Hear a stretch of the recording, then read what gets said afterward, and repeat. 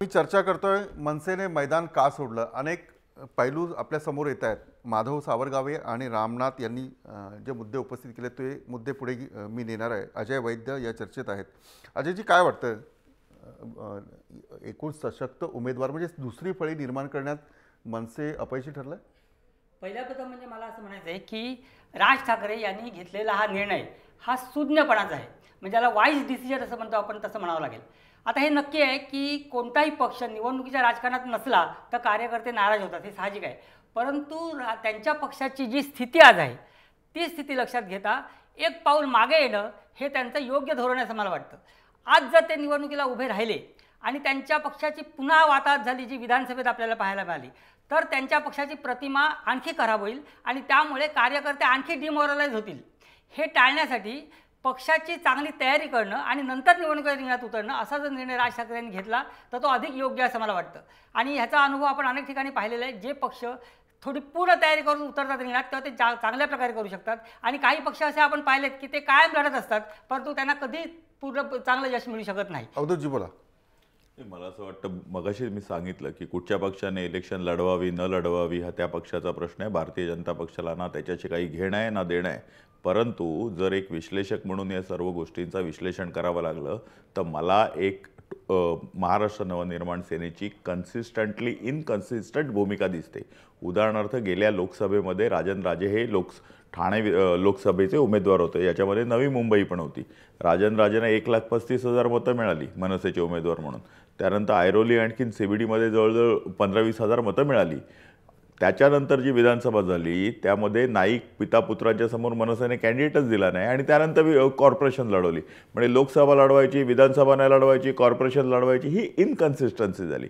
दुसरीकडे औरंगाबादमध्ये बघा, औरंगाबादमध्ये सुभाष पाटीलला उभं केलं, 12 उमेदवार उभे केले आणि सुभाष पाटील 19,000 आटोपले. 19,000 आटोपल्यानंतर मनसेने सांगितलं ते आमचे कॅन्डिडेटच नाही आहेत. म्हणजे दे हॅव डिजेक्टेड हिम.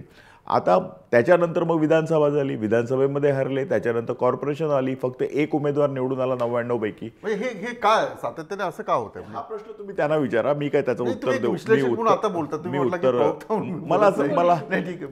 मला असं वाटतं की हा त्या पक्षाचा निर्णय आहे. पण कुठं उमेदवार उभे करायचा आणि कुठं उमेदवार उभे करायचा नाही याच्यासाठी काहीतरी अगदी थोडक्यात मला संदीपकडे जायचं. राज ठाकरे यांची जी धरसोड वृत्ती आहे ती याला कारणीभूत असं मला वाटतं.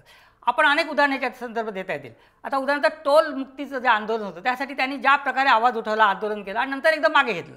उदाहरणार्थ आता मागच्या निवडणुकीमध्ये त्यांनी मुद्दाम मला तुमच्याशी बोलायचं असं आवाहन जनतेला करून, कार्यकर्त्यांना करून त्यांनी मोठी सभा घेतली आणि त्यात जाहीर केलं की मी राज ठाकरे निवडणूक लढवणार आणि नंतर पुन्हा माघार घेतली. ह्या सगळ्या प्रकारामुळे कार्यकर्त्यांमध्ये आणि एकंदर मतदार जनता ह्याच्यामध्ये एक प्रकारची म्हणजे त्यांची विश्वासार्हता कमी होते असं मला वाटतं. संदीप, काय वाटतं तुम्हाला? म्हणजे अवधूत वाघ यांनी जे विश्लेषण केलं आणि अजय वैद्य यांचं म्हणणं आहे की धरसोड वृत्ती जी आहे ती सातत्याने महाराष्ट्राला दिसते. नाही, अजय वैद्य यांच्या मताशी मी 100% सहमत आहे. मुळात प्रश्न असा आहे ना की राज ठाकरे हे मान्य करायला तयार नाहीत की बाळासाहेबांनी जे 30-40 वर्षापूर्वी केलं तसंच्या तसं आज नाही होऊ शकत.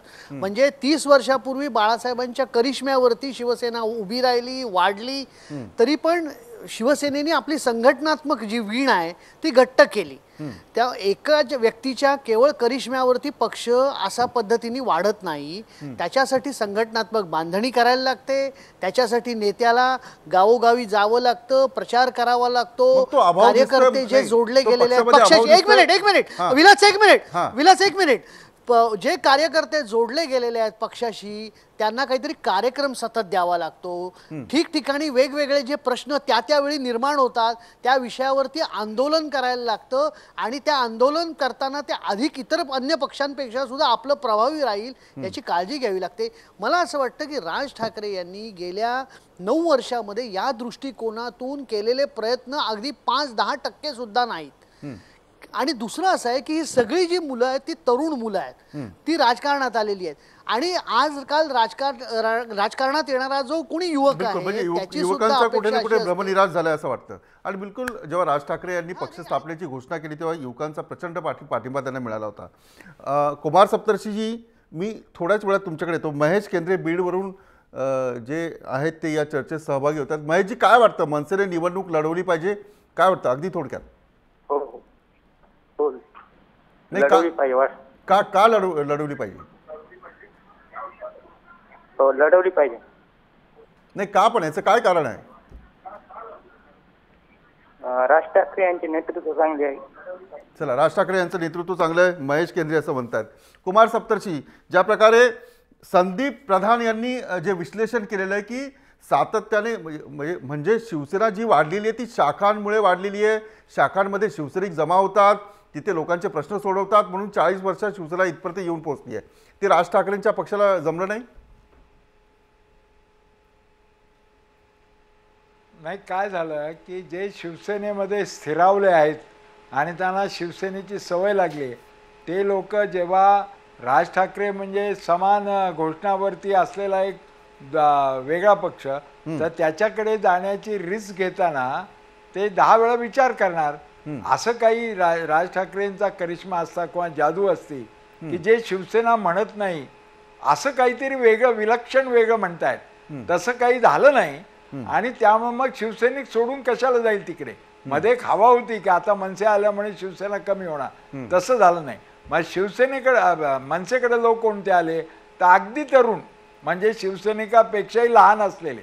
आता ही जी मुलं असतात यांना या वयामध्ये सगळं काही झटपट लागतं, विशेष म्हणजे, आणि त्यांना झटपट श्रीमंतही व्हायचं असतं, झटपट सत्ता संपत्ती प्रतिष्ठा लागते. आणि ही राज ठाकरे देत नाहीत असं म्हणल्यावर ते नाराज होणार.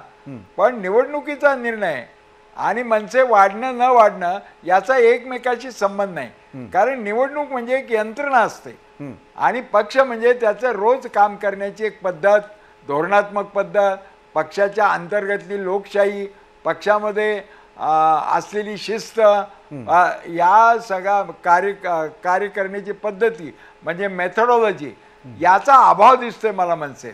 म्हणजे एका माणसाच्या करिश्म्यावर सगळं चालणार असं म्हणल्यावर त्या माणसावरही खूप लोड येतो, टेन्शन येतं आणि त्याचं थोडी चूक झाल्याबरोबर ती सगळ्या पक्षाला भोगावी लागते. चला, पण जर ठीक आहे, मी येतो तुमच्याकडे, मी पुन्हा येतो तुमच्याकडे. GS पाटील या चर्चेत सहभागी होतात, त्यांचं ऐकूया, नंतर अवधूत वाघ यांच्याकडे जाऊया. GS पाटील, काय म्हणणं आहे, मनसेने निवडणूक लढवली पाहिजे की राज ठाकरेंनी जो निर्णय घेतलेला तो योग्य आहे? पाटीलजी बोला. GS पाटील यांच्याशी संपर्क होत नाहीये, तो तुटलेला आहे. अवधूत वाघजी, कुमार सप्तर्षी यांनी जे काय विश्लेषण केलं, मला सांगा की शिवसेना कमी होईल अशा प्रकारचे एक वातावरण महाराष्ट्रात 9 वर्षापूर्वी होतं, किंवा पहिल्यांदा 13 आमदार त्यांचे आले आणि पहिल्या लोकसभेमध्ये त्यांना 1 लाखाहून जास्त मतं मिळाली होती. ती सातत्याने नंतर घसरत गेली. ज्या प्रकारे शिवसेना काम करते तसं काम मनसेला करता आलं नाही. विलासराव, असं आहे की शिवसेना ज्यावेळी निर्माण झाली त्यावेळी शिवसेनेचा बेस मुंबईमधला कोकण वासीय होता आणि परळ लालबागमध्ये वास्तव्यात असलेल्या कोकणी माणसाने शिवसेनेला ताकद दिलेली आहे. जर हे पाहिलं तर हे लक्षात घेऊन शिवसेना प्रमुखांनी कोकण मध्ये आपली शक्ती वाढवायला सुरुवात केली आणि त्यामुळे वामनराव माडिकांसारखा माणूस सुद्धा लोकसभा लढला आमच्या सिंधुदुर्गमधनं. पण जर पाहिलं तर शिवसेनेमधनं फुटून आलेल्या मनसेच्या कार्यकर्त्यांनी आणि मनसेने कोकणाकडे सतत दुर्लक्ष केलं. ना गेली लोकसभा लढवली, ना ही लोकसभा लढवली, ना नारायण राणे किंवा त्यांच्या मुलासमोर आपला उमेदवार गेल्यावेळी विधानसभेमध्ये दिला, यावेळी विधानसभेमध्ये. ज्या कोकणी मतदार, कोकणातली लोक जी मुंबईमधली आहेत, कोकणामधली आहेत, राजसाहेबांना आपले नेता मानतात, त्यांच्या मागे त्यांना जायची इच्छा असते, त्यांना जर उमेदवारच दिला नाही तर काय व्हायचं. नाही, आणि त्यामुळे सातत्याने युवकांचा प्रचंड पाठिंबा त्यांना होता. नुसतं युवक नाही, रिजनल राजकारण पण करावं लागतं. मराठवाडा, पश्चिम महाराष्ट्र बघा, एनसीपीने काय केलं, पश्चिम महाराष्ट्रामध्ये मजबूती मिळवली आणि त्याच्या जोरावर 50-60 आमदार ते निवडून आणायला लागले. शिवसेनेने कोकणामध्ये आणि मुंबईमध्ये ताकद मिळवली, ठाण्यामध्ये ताकद मिळवली, शिवसेना पुढे झाली. राजसाहेब तसं काही करताना दिसत नाहीत, हे एक मोठी चिंतेची बाब. चला, संतोष पाटील हिंगोलीवरून या चर्चेत सहभागी होता. संतोषजी, काय वाटतं, मनसेने निवडणूक लढवली पाहिजे? नमस्कार सर, मी हिंगोलीहून संतोष खंदारे पाटील बोलतोय. बोला सर, मनसे ही निवडणूक लढवावी अशी माझी इच्छा आहे. मात्र मी भाजपवाल्यांना एक प्रश्न विचारू शकतो की तुम्ही शेतकऱ्यांची चिंता करा. नाही, चला ठीक आहे, इथं हा प्रश्न विचारण्यासाठी नाही आहे, मनसे पुरता मर्यादित आहे. पण मी शेतकऱ्यांच्या प्रश्नावर नक्की कार्यक्रम घेईन, तेव्हा तुम्ही बिलकुल मला फोन करा. मी अजय वैद्य यांच्याकडे पुन्हा जातो. एक तोच मुद्दा आहे की युवकांचा प्रचंड पाठिंबा होता, लोकांना काहीतरी करिश्मा करेल असं वाटत होतं आणि संदीप प्रधानांनी म्हटलं की खूप काही काम करायला लागतं, खूप मेहनत करायला लागते. कुठे चूक झाली आहे? म्हणजे कार्यकर्ते घडवता आले नाहीत, कार्यकर्त्यांना ताकद देता आली नाही, की कार्यकर्त्यांवरून विसंबून राहिले राज ठाकरे? झालं असं की ज्यावेळी मनसेची स्थापना झाली त्यावेळी शिवसेनेसमोर एक थोडासा प्रश्न असा होता की शिवसेनेने हिंदुत्वाचा मुद्दा घेतला होता आणि दुसरीकडे मराठीचा मुद्दा. हे दोन मुद्दे असल्यामुळे शिवसेनेची काही वेळा पंचायत होती असं आपल्याला दिसत होतं.